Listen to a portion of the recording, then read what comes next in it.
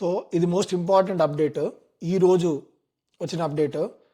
So I-485 ఏదైతే ఉందో green card filing, ఆ ఫైలింగ్ చేయాలి అంటే ఓకే, ఫస్ట్ థింగ్ ఇప్పుడు ఇక్కడ కంట్రీలో ఉండి ఫైల్ చేస్తారు కదా, ఆ ప్రాసెస్ తీసి పడేసి అందరూ కాన్సులర్ ప్రాసెసింగ్కి వెళ్ళాలి అని చెప్పేసి కొత్త అప్డేట్ ఏదో వచ్చింది. ఓకే, క్లియర్ డీటెయిల్స్ ఇంకా తెలియదు. అట్లాంటి పరిస్థితి వస్తే మాత్రం గ్రీన్ కార్డ్ ఎవడు ఫైల్ చేయడు, ఎందుకంటే ఫైల్ చేయాలంటే కంట్రీ దాటి మనం ఫైల్ చేయాల్సి వస్తుంది, అండ్ అది ఎట్లా రాదు మనం కంట్రీ దాటితే.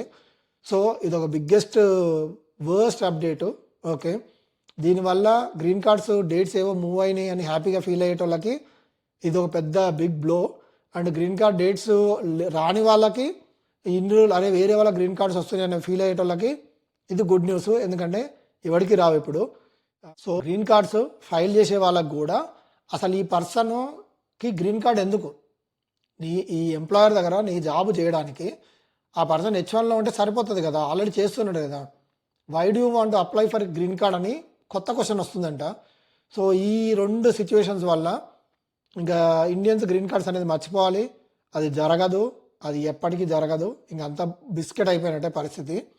వాళ్ళు పొమ్మనకుండా పొగబెడుతున్నారు, అంటే ఏదో ఒక తీరు ఫైండ్ అవుట్ చేసి ఉన్నోళ్ళని పంపించేద్దామని ట్రై చేస్తున్నారు.